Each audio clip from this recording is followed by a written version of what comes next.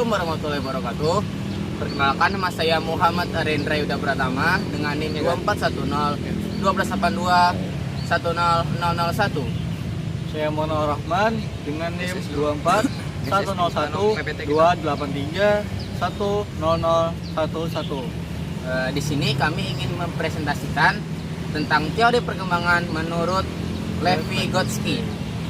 Latar belakang: Lev Vygotsky adalah seorang psikolog Rusia yang terkenal dengan kontribusinya dalam bidang psikologi, perkembangan, dan pendidikan. Teori utama Vygotsky dikenal sebagai teori sosial kultural atau teori perkembangan sosial kultural. Teori ini menekankan peran interaksi sosial budaya dalam perkembangan kognitif individu. Konsep utama teori Vygotsky, perkembangan proksimal, ini adalah jarak antara tingkat perkembangan aktual anak yang dicapai secara mandiri dan tingkat potensi perkembangan yang dapat dicapai dengan bimbingan dari orang yang lebih kompeten. Teori konstruktivisme Vygotsky. Vygotsky adalah seorang sarjana hukum tamat dari Universitas Moskow pada tahun 1917.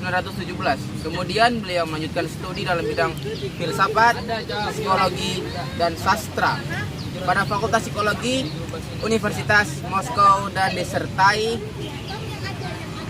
menyelesaikan studinya pada tahun 1925 dengan judul disertasi The Psychology of Art. Dengan latar belakang ilmu yang demikian banyak memberikan inspirasi pada pengembangan teknologi pembelajaran, bahasa, psikologi, pendidikan, dan berbagai teori pembelajaran. Vygotsky wafat pada tahun 1984. Teori kontrol tipisme Vygotsky. Simmer lah.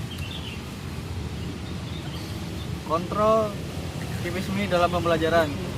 Pembentukan pengetahuan dalam konstruktivistik memandang siswa yang aktif menciptakan suatu struktur kognitif dalam interaksinya dalam lingkungan. Dengan bantuan struktur kognitifnya, subjek menyusun pengertian realitasnya. Interaksi kognitif akan terjadi sejauh realitas tersebut disusun melalui struktur kognitif yang diciptakan oleh siswa itu sendiri. Yang terpenting dalam teori konstruktivisme adalah bahwa dalam proses pembelajaran, siswa yang harus aktif mengembangkan pengetahuan mereka, bukan pembelajaran atau orang lain. Mereka yang harus bertanggung jawab terhadap hasil belajarnya. Aspek-aspek dalam pembelajaran konstruktivistik, Pornot mengemukakan aspek-aspek konstruktivistik sebagai berikut: ada adaptasi, konsep pada lingkungan, dan pembentukan makna. Dari ketiga aspek tersebut, diadaptasi terhadap lingkungan yang dilakukan melalui dua proses, yaitu asimilasi dan akomodasi.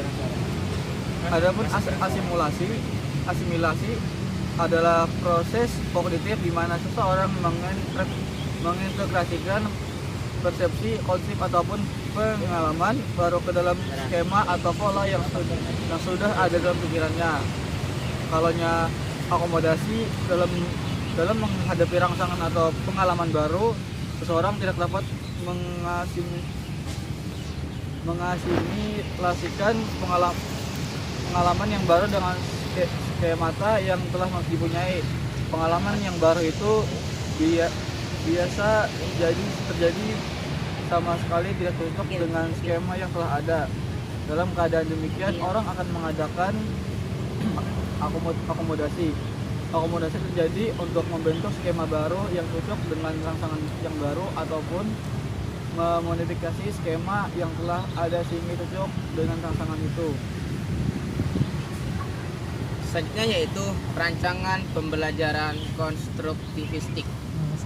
Berdasarkan teori Vygotsky yang telah dikemukakan di atas, maka pembelajaran dapat dirancang atau didesain dalam model pembelajaran konstruktivis.